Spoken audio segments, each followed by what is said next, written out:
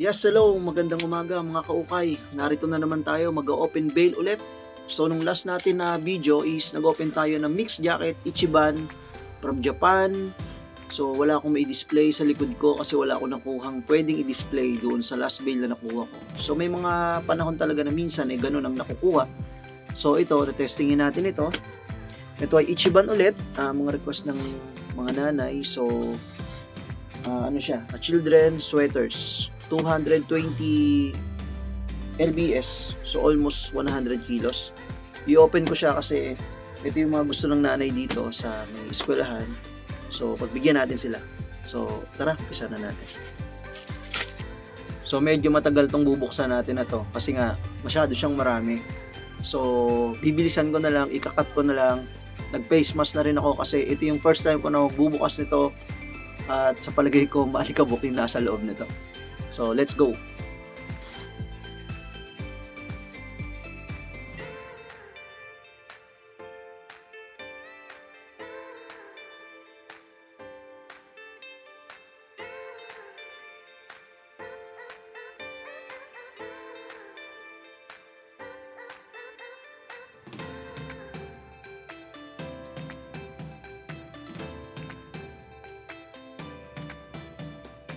Yes, hello mga kaukay. Na-open ko na siya. So, nabilang ko na rin. Ipapakita ko na lang sa inyo yung mga napilian ko na. So, ang laman niya is 619. Tapos yung mga brand na nakuha ko is Gap, Gap Kids, RL, ano pa ba, H&M, GU, Uniqlo. Karamihan ng mga nakuha ko rito sa bail na to is puro branded. So, iisa-isahin ko siya pero bibilisan ko na rin at i-edit ko na rin. Kasi sobrang dami talaga niya.